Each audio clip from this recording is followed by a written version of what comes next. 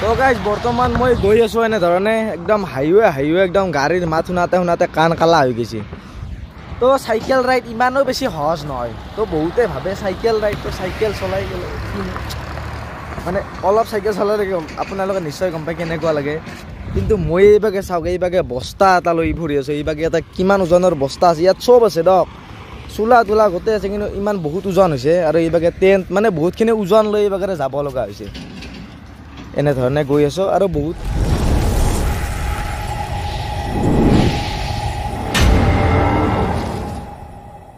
তো গাইজ বৰ্তমান মই আছোঁ শ্লিপিং বেগৰ ভিতৰত। চাই লওক এইভাগে শ্লিপিং বেগ এনেধৰণে পাৰি দিয়া হৈছে আৰু ইয়াৰ ভিতৰত মই এনেধৰণে শুইছোঁ।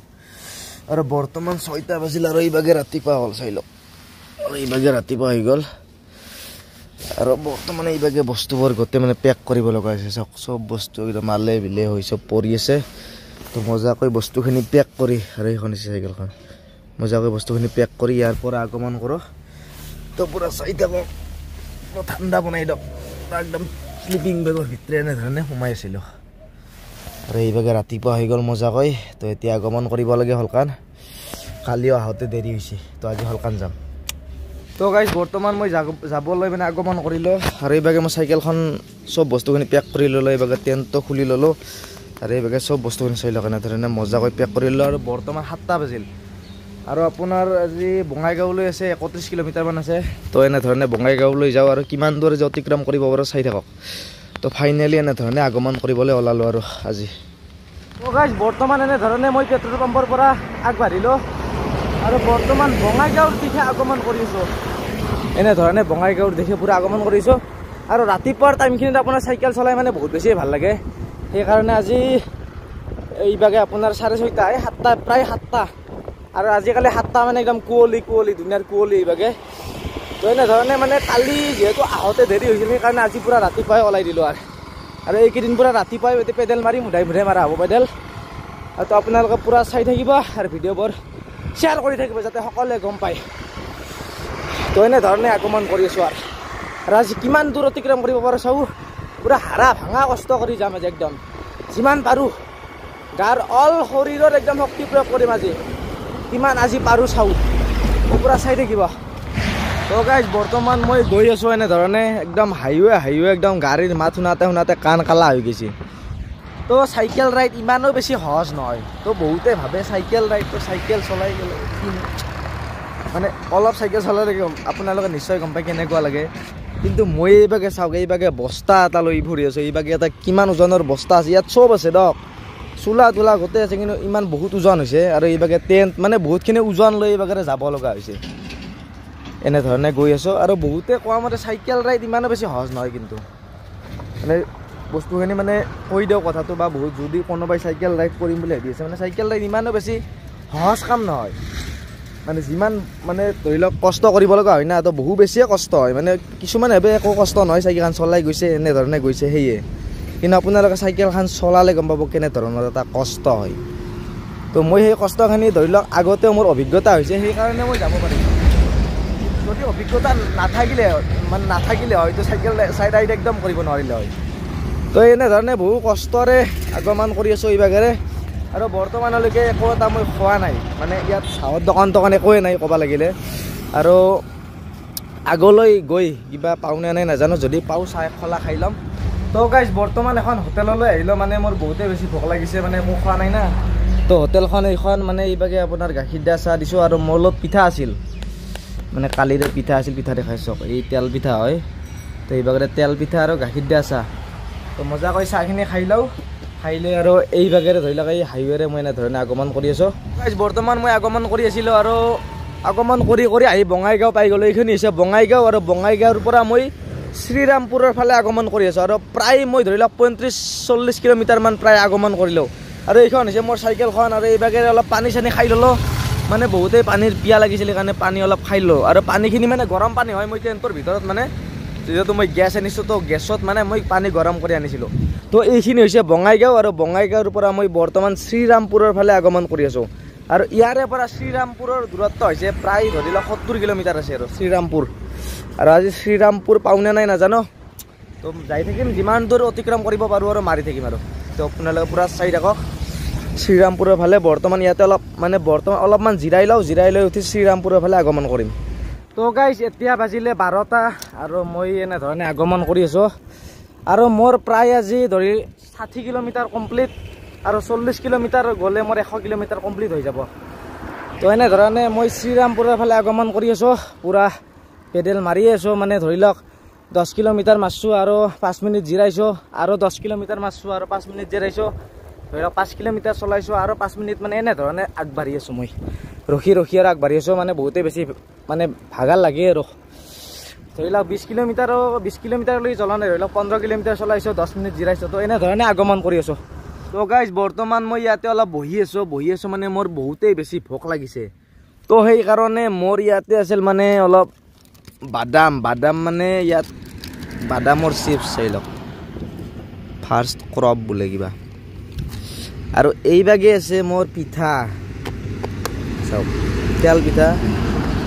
তো মানে এইভাগে বাদাম অলপ কিছু খালোঁ, বাদাম খাই মানে এইভাগে এখন মানে তেল পিঠা খাই লওঁ, মানে বহুতেই বেছি ভোক লাগিছে না। তো পিঠা এখন খাই লওঁ আৰু মই আছোঁ ইয়াতে নেশ্যনেল হাইৱেৰ কাষত চাই লওক। এইভাগে বোলে এই গাড়ী চাড়ী যাই আছে বোলে, মানুহ মানে চাবা ধৰিছে মোক, ৰাস্তা কাষতে পিঠা খাই আছোঁ সেইকাৰণে চাই আছে। তো এইভাগে চাইকেলখন ইয়াতে এনেধৰণে মই বহি আছোঁ আৰু এইভাগে পিঠা চিঠা মজাকৈ খাই লৈ অলপ পেটটো ভৰাই লৈ এইভাগে আগমন কৰিম। তো আপোনালোকে পূৰা চাই থাকিব আৰু। তো গাইজ বৰ্তমান বাজিল 3টা আৰু মই প্ৰায় 80 কিলোমিটাৰ ঠাই অতিক্ৰম কৰিলোঁ আৰু বৰ্তমান মানে 8টামান বজাত মই ভাতটো খাই দিছোঁ, প্ৰায় 8টামান বজাত মই ভাতটো খাই দিলোঁ আৰু ইয়াতে অলপ ৰখিলোঁ। মানে আপোনালোকক মানে কিছুমান কথা আজি ইয়াত অলপ কৈ দিওঁ, মানে মই মহাকুম্ভ মেলালৈ কিয় আগমন কৰি আছোঁ। তো মহাকুম্ভ মেলাৰ আপোনালোকক মই কিছুমান কথা কওঁ, তো আপোনালোকেও জানক মানে মহাকুম্ভ মেলা কিয় প্ৰতিষ্ঠা কৰা হয়। তো মই মহাকুম্ভ মেলালৈ কিয় আগমন কৰি আছোঁ, তো এইখিনি কথা জানো আৰু এইখিনি কথা জানিবলৈ আপোনালোকে মানে প্ৰথমৰ পৰা জানিব লাগিব বস্তুটো। তো মই প্ৰথমৰ পৰা আপোনালোকক জনাই আছোঁ। যেতিয়া দেৱতা আৰু অসুৰসকলে মিলি সমুদ্ৰ মন্থন কৰিছিল, তো আপোনালোকে নিশ্চয় কিতাপত পাইছে বা বহুতে পাইছে, মানে 9-10ৰ কিতাপত আছে নেকি, তো 9ৰ কিতাপত আছে নিছো। দেৱতা আৰু অসুৰসকলে মিলি সমুদ্ৰ মন্থন কৰিছিল। তো সেই সমুদ্ৰ মন্থন কৰোঁতে তেওঁলোকে এটা অমৃতৰ কলহ পাইছিল। তো সেই অমৃতৰ কলহটো দেৱতাসকলে মানে অসুৰসকলক খাবলৈ দিয়া নাছিল, মানে তেওঁলোকে সেই অমৃতৰ কলহটো লৈ মানে পলাই ফুৰিছিল। তো সেই পলাই ফুৰাৰ ফলত মানে তেওঁলোকে মানে অসুৰসকলে দেৱতাসকলে মানে বিচাৰি ফুৰিছিল অমৃতৰ কলহ কিয় লৈ গ'ল, মানে এনেকুৱা। তো তেতিয়া সেই অমৃতৰ কলহটোৰ পৰা মানে পৃথিৱীৰ 4টা ঠাইত অমৃতৰ 4টা টোপ মানে পৰিছিল। তো সেই 4টা ঠাইৰ নাম হ'ল হাৰিদ্বাৰ, তো য'তে গংগা আছে তাতে হাৰিদ্বাৰ, উজ্জয়ন, প্ৰয়াগৰাজ য'তে মহাকুম্ভ মেলা প্ৰতিষ্ঠা হৈছে সেই মহাকুম্ভ মেলা তাতেও পৰিছিল, প্ৰয়াগৰাজ আৰু নাছিক। তো এই 4টা ঠাইত মানে অমৃতৰ মানে কপাল পৰিছিল। তো সেইকাৰণে এই 4টা ঠাইত মানে কুম্ভ মেলা প্ৰতিষ্ঠা কৰা হয়। আৰু এই কুম্ভ মেলা 3 প্ৰকাৰৰ আছে। আপোনাৰ অৰ্থ কুম্ভ মানে 6 বছৰৰ মূৰে হয়, পূৰ্ণ কুম্ভ 12 বছৰৰ মূৰে হয় আৰু মহাকুম্ভ 140 বছৰৰ মূৰে হয়। আৰু যেতিয়া পূৰ্ণ কুম্ভ মানে 12টা যাব তেতিয়া আপোনাৰ মহাকুম্ভ মানে প্ৰতিষ্ঠা কৰা হ'ব। আৰু আমাৰ এই 2025 চনটো অতি সৌভাগ্যৰ বছৰ বুলি ক'ব লাগিব, কাৰণ এই 2025 চনটোতে মহাকুম্ভ প্ৰতিষ্ঠা কৰা হৈছে।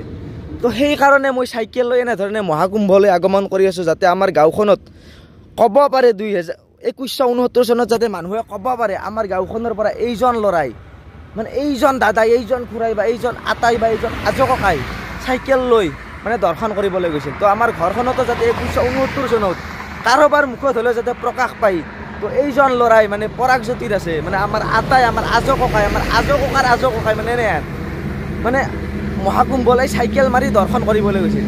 তো সেইটো কাৰণত মই মহাকুম্ভলৈ বুলি যাত্ৰা আৰম্ভ কৰি দিলোঁ। আৰু আপোনালোকে নিশ্চয় গম পায় মানে মই মহাকুম্ভৰ পৰা জগন্নাথ পুৰীলৈকে আগমন কৰিম।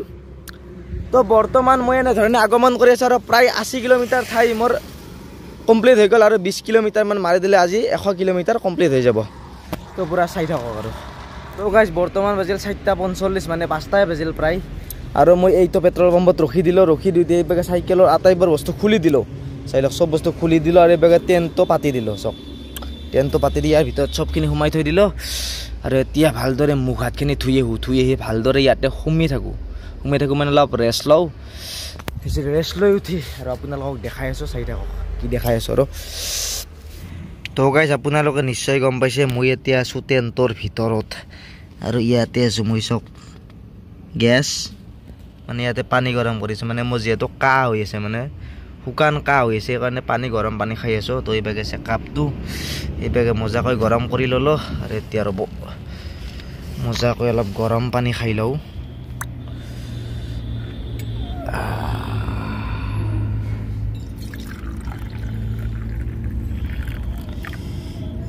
এইভাগে গৰম পানী বনাই আছে বনোৱা কাম কমপ্লিট এইভাগে গেছটো মেৰিলোঁ ৰখ চক এতিয়া মজাকৈ ধৰে গৰম পানী চানী খাই লওঁ খাই লৈ আৰু ইয়াতে আৰু চাহ মানে বনাম চাহ তাহ মজাকৈ বনাম চাহ তাহ বনাই উঠি আজিৰ ভিডিঅ'টো এইখিনিতে শেষ কৰিলোঁ আৰু এইভাগে চক গোটেইখিনি বস্তুৱে ইয়াত চক চব গাৰু চাৰু গোটেই আছে এইটো গাৰু এইটো বেগ এইটো মানে শ্লিপিং বেগটো তো আজিৰ ভিডিঅ'টো এইখিনিতে শেষ কৰিলোঁ আৰু এইভাগে আছে লাইটটো ওপৰত দেখাই দিলোঁ এইটো ওপৰত লাইটটো আজিৰ ভিডিঅ'টো এইখিনিতে শেষ কৰিলোঁ আৰু কালি ৰাতিপুৱা ভিডিঅ' পাই যাব মানে কালি ৰাতিপুৱাৰ পৰা ভিডিঅ' ষ্টাৰ্ট কৰিম আৰু তো আজিলৈ বাই বাই কালি আৰু ভিডিঅ' পাই যাব